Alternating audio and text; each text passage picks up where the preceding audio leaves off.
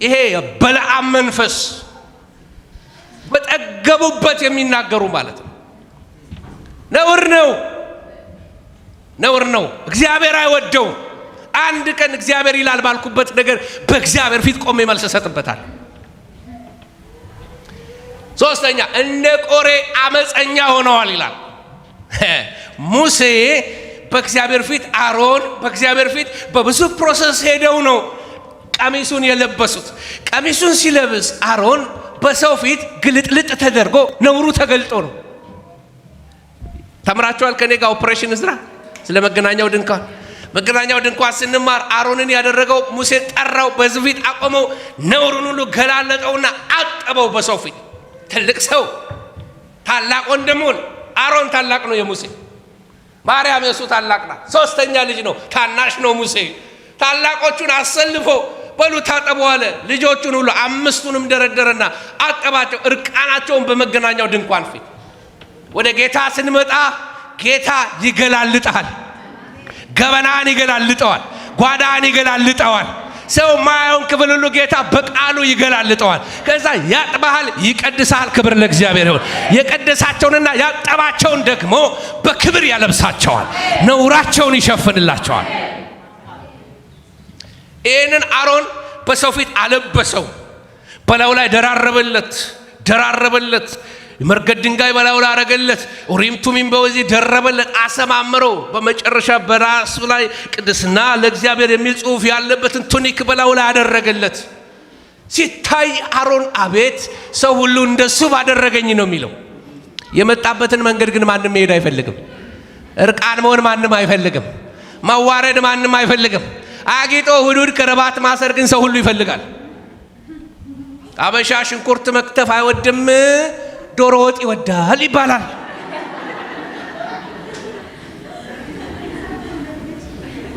ዋጋውን መክፈል የሚፈልግ የለም። እና አሮን እዛ ጋር የደረሰው ብዙ መንገድ ሄዶ ነው። ትላንትና አይደለም እዚህ ቤት ሰው አለ። ትላንት አይደለም እዛ ጋር የደረሰው፣ በራሱ መንገድ ሄዶ ነው። ብዙ ሌሊቶች አልፎ ነው። በብዙ ቻሌንጅ ውስጥ አልፎ ነው። ጌታ በህይወቱ ላይ ዲል አድርጎ ነው። እግዚአብሔር ስም ብሩክ ይሁን። እግዚአብሔር ይጠብቀናል፣ እኛም ራሳችንን እንጠብቃለን። ኃላፊነት አለብን። እስከ መጨረሻ የሚጸና ደግሞ እሱ ምን ይላል መጽሐፍ ይድናል ይላል። እና የሽንገላ ወንጌል አልነግራቸውም፣ መጽሐፍም አያስተምረንም። ለዘመኑ የተመቸ ትውልዱን መረን የለቀቀው የበለዓም መንፈስ፣ የበለዓም መንገድ። ዛሬ የምድራችን ነቢያቶች ሁሉ በብዙ ቅሌት ውስጥ ይገኛሉ። እውነተኞቹን አላልኩም፣ እውነተኞቹን እግዚአብሔር ይባርካቸው። እውነተኞቹማ ይጋደላሉ። ምክንያቱም ሁል ጊዜ እውነተኛ ነገር ካለ ካውንተርፊት ሁል ጊዜ አለ። አንድ ጊዜ ጋሽ ዳንኤል እያስተማረ አንድ ሰው ተነሳና በቤትህ አይጥ በጣራው ላይ የሚሄድ አንድ ሰው አለ ብሎ መገለጥ ተናገራለ። ከዛ ጋሽ ዳንኤል አባባሉ ነው ያሳቀኝ። እባካችሁ አሁን አዲስ አበባ ውስጥ አይጥ በቤቱ ማሄድ ሰው ማን አለ አለ።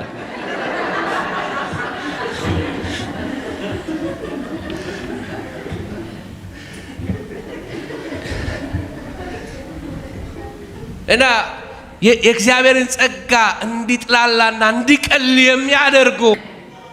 ስለዚህ እነ ቆሬ ሲያዩ በቃ እንዴ አሉና መሰስ ብለው ወደ ድንኳኑ ገቡ። የዛን ጊዜ እግዚአብሔር ከሰማይ መጣ። አሮንና ሙሴ በግንባራቸው ተደፉና በእግዚአብሔር ፊት መጮህ ጀመሩ። ወዲያውኑ የእግዚአብሔር እሳት መጣች። ቆሬን ከነ ቤተሰቡ ወደ እሳት ከና አብረው ካሉ 270 ሰዎች ጋር ወደ ምድር ወደ ሲኦል ወረዱ። አመጻቸው አስበላቸው። እዛ እግዚአብሔር የሚገላግል ነገር አመጣ። ሁሉ ሰው በትሩን ያምጣል። 12 በትሮች አምጧል። ያንዳንዱ ነገር በትሩን አመጣ። የአሮን በትር ማብራ ተቀመጠች። በሚቀጥለው ሌሊት የተከተበ የተጻፈባት ነው ተቀርጾ። እዛ በእግዚአብሔር ፊት በመገናኛው ድንኳን ውስጥ ፊት አኖሯት። በማለዳ ተነስተው ሄደው ሲመለከቱ እግዚአብሔር መልስ ሰጥቷል። መልሱ ምን የሚል ነው? የዚህ በትር ባለቤት እሱ ሊቀ ካህን ነው አለ። አንድና ለመጨረሻ ጊዜ የአሮን ሊቀ ካህንነት ጸና ማለት ነው። አረ አሜን በሎ። ስለዚህ አቆጠቆጠች። ስለ ክርስቶስ ትንሣኤ ይናገራል። በሌላ ትምህርት እንመለከተዋለን። ስለዚህ እነዚህ ሰዎች አመፀኞች ናቸው። ገንዘብ ይወዳሉ፣ እንደዚህ ያደርጋሉ እና ስጋቸውን ደግሞ ያረክሳሉ። በፍቅር ገበታ ላይ ሲቀመጡ በጣም ያስቃል። feasting without fear, serving only themselves, they were also sensual persons። ምን ማለት ነው? በፍቅር ገበታ ላይ ሲቀመጡ ምንድናቸው? ከሰዎች ጋር ሁሉ አብረው ተደምረው ይቀመጣል። እና በጣም የሚያስቀው ባህሪያቸው ምንድነው? በፍቅር ገበታ ተቀምጠው ራሳቸውን ይመግባሉ። በአይሁድ ባህል እንደዚህ አይደለም፣ ይመጋገባሉ፣ አያጎርሱ። ሁሌ ምን ማለት ነው? እነሱ የሚፈልጉት መጉረስ። ይቀመጣሉ በፍቅር ገበታ ይጎርሳሉ። ኖ ኖ ኖ ኖ ኖ፣ እንደሱ አይደለም። እነዚህ ሰዎች ጉድፍ ናቸው፣ እድፎች ናቸው። በፍቅር ገበታ ሲቀመጡ እድፎች ናቸው። ስጋቸውን አርክሰዋል። ከዚህ የተነሳ በፍቅር ገበታ ሲቀመጡ ደግሞ ሰላማዊ ይመስላሉ። ነገር ግን ራሳቸውን መጋቢዎች ናቸው ሲል ፓስተሮች ናቸው ማለት አይደለም። ፓስተሮች ናቸው ማለት አይደለም። ራሳቸው መጋቢ ሲል በፍቅር ገበታ ተቀምጠው ምግብ ሲበሉ ለሌላው የማይተርፉ ናቸው። አጉራሽ አይደሉም። ለኔ ለኔ ለኔ ለኔ አጉርሱኝ አጉርሱኝ ብቻ ማጎርሱ ማለት ነው።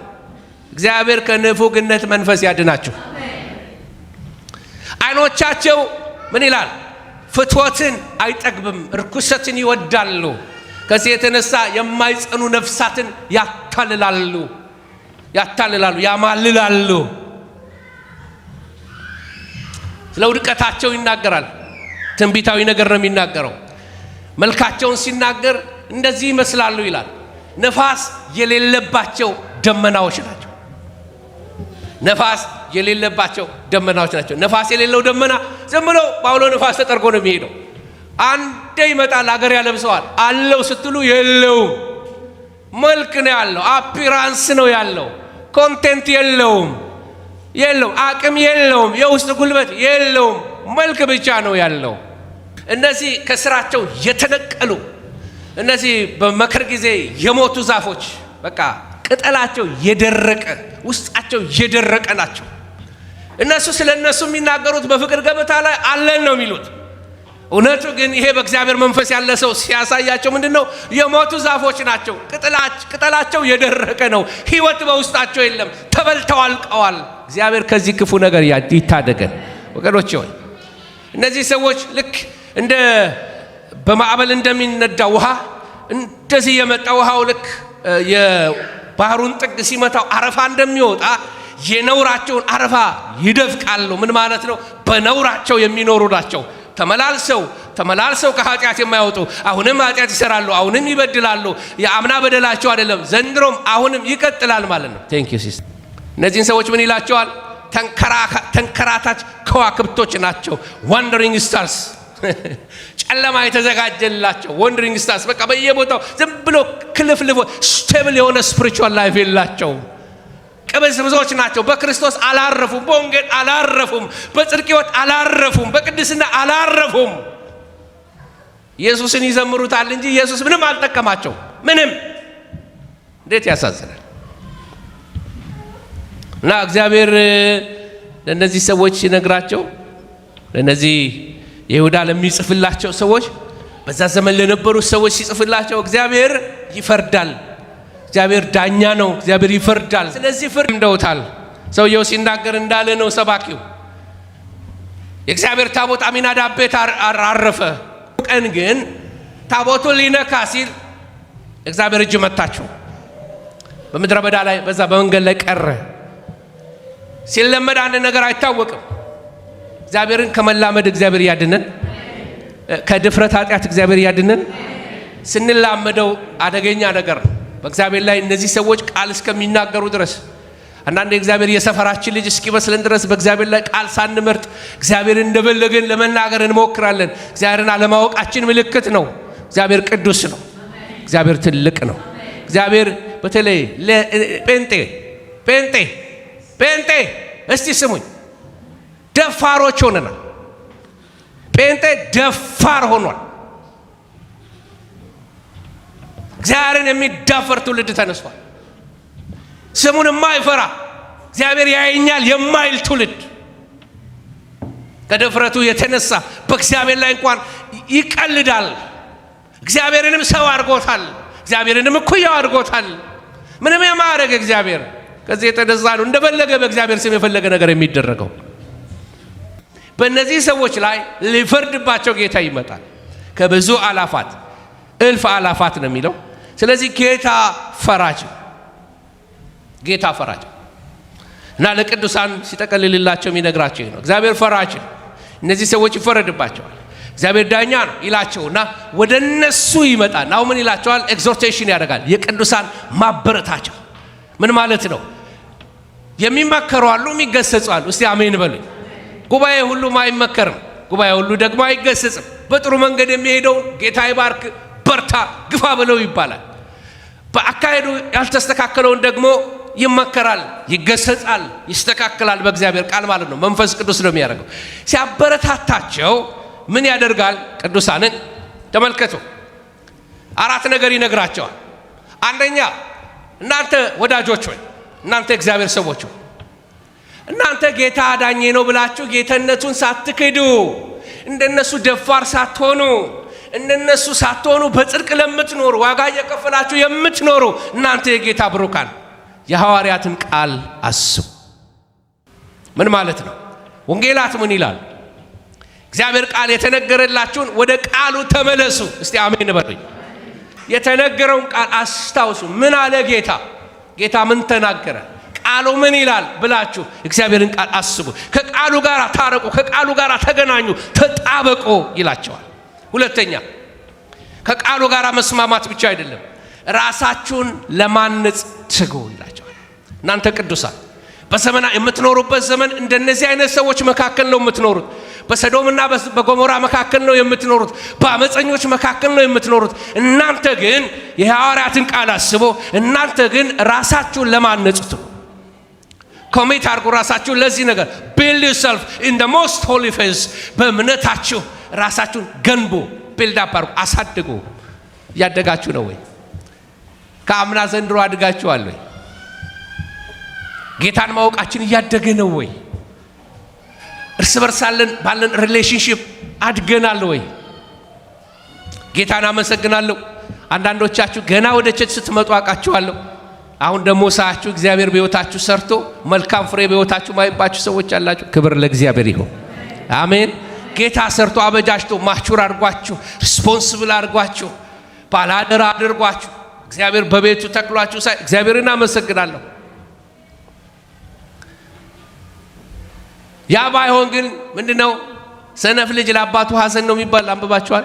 ምሳሌ መጽሐፍ ላይ እንደሱ ሐዘን እንዳንሆን እግዚአብሔር ይጠብቀን። በቃ በማደግ እንታወቅ። ከአምና እኮ ዘንድሮ አደገ፣ በባህሪው ተለወጠ። ድሮ በቃ ይፈነዳ ነበር፣ ግንፍሌ ነበር፣ ቁጠኛ ነበር። አሁን ምን አቀሰቀሰው? ጌታ ይመስገን። አሜን። ድሮ ደና ነበረ፣ ድሮ ሰላማዊ ነበር፣ አሁን ደግሞ ፈነዳ እንዳይባል። ሰው ወደ ክፉ ነገር የሚመለሰው ምን ሲሆን መሰላችሁ? ኃይል ሲያጣ፣ ጉልበት ሲያጣ፣ ጸሎት ሲተው፣ ቃል ሲተው፣ አገልግሎት ሲተው፣ አምልኮ ሲተው፣ በቤቱ በእግዚአብሔር አደባባዮች መጥፋት ሲጀምር፣ አንደኛ ኢየሱስን ማረክ ሲተው ኃይል እያጣ ይመጣል። ባዶ እየሆነ ሲመጣ ከባዶ ነገር ምንድን ነው የሚወጣው? ኩርፊያ። ከባዶ ነገር ምን ይወጣል? ቁጣ። ከባዶ ነገር ምን ይወጣል? ሐሜት።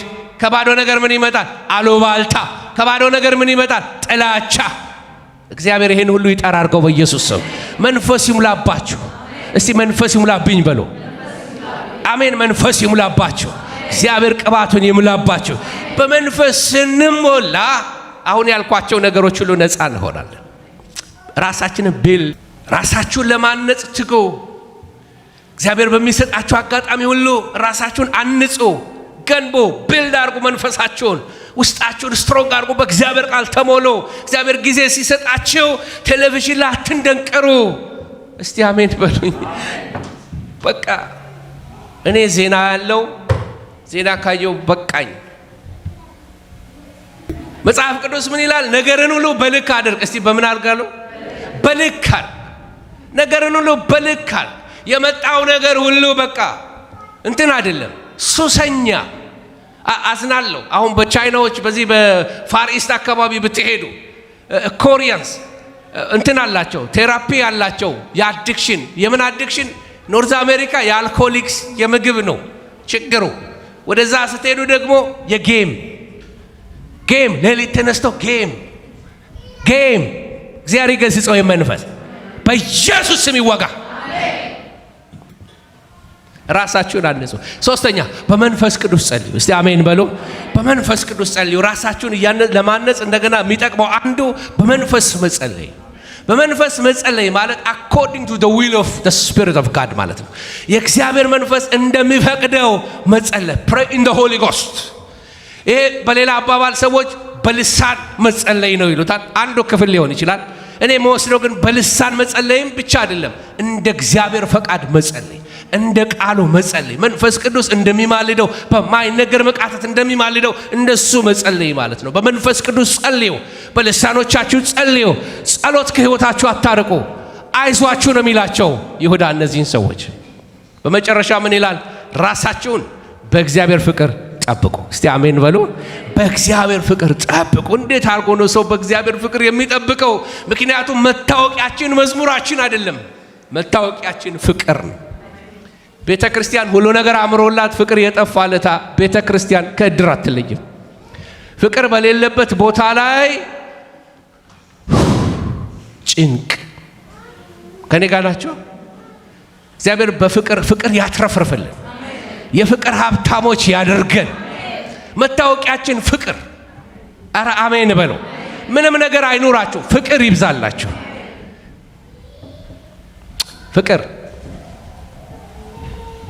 ፍቅር ይታገሳል። ፍቅር ኃጢአትን አይቆጥርም። ፍቅር በደልን ይቅር ይላል። ፍቅር አይመካም። ፍቅር የማይገባውን አያደርግም። ፍቅር አይበሳጭም። ዋው! ትንቢት ቢኖረኝ፣ መገለጥ ቢኖረኝ፣ ተራራን እስካፈልስ ድረስ እምነት ቢኖረኝ፣ ፍቅር ግን ከሌለኝ ምንም አይጠቅመኝም። እንደሚንሸዋሸዋ ጸናጽል ሆኛለሁ። ፍቅር የሌለው እግዚአብሔርን አያውቅም። እግዚአብሔር ፍቅር ነውና። ወንድሙን የሚጠላ ነፍሰ ገዳይ ነው። ጥላቻና መርደር እኩል ነው በመጽሐፍ ቅዱሳችን። ሐዋርያው ጳውሎስ በመንፈስ ይሁን በሥጋ አላውቅም አለ። አንድ ቀን ግን ሰው ሊሰማው የማይገባውን ቃል ወደ ሶስተኛ ሰማይ ተነጥቄ ድምፅ ሰማው ይላል። ብዙ የመጽሐፍ ቅዱስ ምሁራን ገስ የሚያረቁት ነገር አንደኛ ቆሮንቶስ 13 ነው የተቀበለው ይላሉ። ምክንያቱም ከሁሉ የሚበልጥ ይላል። ከሁሉ የሚበልጠው መገለጥ አገኘ። እሱ ምንድን ነው? ፍቅር ነው። በቃ በጸጋ ስጦታ ተንበሽብሸን በመገለጥ በእውቀት በቃል ስብከት በመዝሙር በምን ተንበሽብሸን የፍቅር ሰዎች ካልሆንን 1 ሚሊዮን ሲባዛ በዜሮ ስንት ነው? ዜሮ። አለ ወይ የኢየሱስ ፍቅር በውስጣችን? ሰዎችን የምንወድበት ፍቅር አለን ወይ? ሐዋርያት እርስ በርሳችሁ ፍቅር ቢኖራችሁ ደቀ መዛሙርቴ እንደሆናችሁ አሕዛብ ሁሉ በዚህ ያውቃሉ። መታወቂያችሁ ባንዲራችሁ ፍቅር ነው። ፍቅር የሌለው ሰው ባንዲራው የወረደበት ሰው ነው። ንጉሡ ያልተገኘበት ሕይወት ነው። ፍቅር የሌለበት ትዳር፣ ፍቅር የሌለበት ቤተ ክርስቲያን፣ ፍቅር የሌለበት ኑሮ ሲኦል ነው። እግዚአብሔር በፍቅር ያንበሽብሻቸው። ፍቅር ከሁሉ ይበልጣል። ፍቅር ላይ ነውጥ ሲመጣ ፍሩ። ቶሎ አኩርፎ ማደር፣ ጀርባ ሰጥቶ ማደር። ከኔ ጋር ናቸው? በእግዚአብሔር ፍቅር ራሳችንን የምንጠብቀው እንዴት እንደሆነ ሲናገር አንዳንዶችን ከእሳት ነጥቃቸው አድኗቸው፣ ከሲኦል እንዳይሄዱ ታደጓቸው። ፍቅር እሱ ነው፣ ሰውን ከሲኦል ማዳን። ፍቅር የሚገለጠው ሰውን በማዳን ነው። ርኅራኄ ይኖራችሁ ግን በፍርሃት ይላል። በፍርሃት ምን አይነት ፍርሃት ነው? እንዴት ነው ርኅራኄና ፍርሃት እንዴት ነው አብረው የሚሄዱት? ኖ ርኅራኄ ለሚጠፉት ይኑራችሁ፣ ፍርሃት ደግሞ ለራሳችሁ። እንዳትመካ። የሚመካ በማይመካ ዛሬ ጥሩ ነው ያለኸው፣ በጌታ ተደላትነን ያለኸው፣ ዛሬ በወደቀው፣ ዛሬ በደከመው፣ ዛሬ በሳተው ላይ አንተ ደግሞ አንደበትን አላቀ እንዳትኮን ነው፣ እንዳትፈርድበት። ነገ ተረኛ ሆነ አንተ ደግሞ ልትወርድ ትችላለህ። ስለዚህ ፍራንጂ የትዕቢትን ነገር አታስብ። እዚህ ቤት ሰው አለ። ስለዚህ ስታገለግሉ በትህትና በፍርሃት በእግዚአብሔር ጸጋ ሆናችሁ ሌላውን ማገልገል ነው እንጂ መኮንን አልተፈቀደልንም። በእግዚአብሔር ፍቅር ራሳችሁን ጠብቁ። ከፍቅር ከወጣ ህይወት እግዚአብሔር ይታደገን። ስለዚህ ይሁዳ ይሄንን ነው የሚነግራቸው። ቢ ኬርፉል፣ ዘመኑ ይሄን ይመስላል። እናንተ እንዴቱ ነው? ወደ ቃሉ ተመለሱ። እናንተ እንዴቱ ነው? በፍቅር ተመላለሱ። ዘመኑ ይሄን ይመስላል። አሳቾች ወጥተዋል፣ እንደዚህ ሆነዋል፣ እንደዚህ ይሆናል፣ ክፉ ዘመን ነው ማዊነት እንደዛ ብለን ተነጋገርን። ግን ሲደመድመው የሚነግረን ይሄንኑ ነው። ወገኖቼ ሆይ ከእግዚአብሔር ፍርድ ከእግዚአብሔር ጥፋት የምንጠበቅበትን እየመከረን ነው ያለው። እነዚህን ነገሮች አስቡል ጊዜ ሐዋርያት ምን አሉ? በእግዚአብሔር ቃል መመሪያችን ምን ይላል? በእግዚአብሔር ፍቅር ራሳችንን እያነጽን ነው ወይ? በትርፍ ጊዜያችን ምን እያረግንበት ነው? መጽሐፍ ቅዱስ እያነበባችሁ ስንት ምዕራፍ ደርሳችኋል? ስንት ምዕራፍ ደረሳችሁ? መጽሐፍ ቅዱሳችሁን እስቲ አንብባችሁ የጨረሳችሁ እስቲ እጃችሁን አሳዩኝ። መጽሐፍ ቅዱስ አንብቤ ከዘፍጥረት እስከ ራእይ አንድ ጊዜ የጨረሳችሁ እስቲ እጃሳችሁ። አንድ ጌታ ይባርካችሁ። ሁለት ጊዜ የጨረሳችሁ፣ ሁለት ጊዜ አንድ ሰው። ሶስት ጊዜ አንብቦ የጨረሰ ሰው ኦኬ፣ ጌታ ይባርክ። አራት ጊዜ አንብቦ የጨረሰ፣ አምስት ብዬ አልጠይቅም። ሁለትና ሶስትም በመከራው ነው የመጣው። እግዚአብሔር ይርዳን።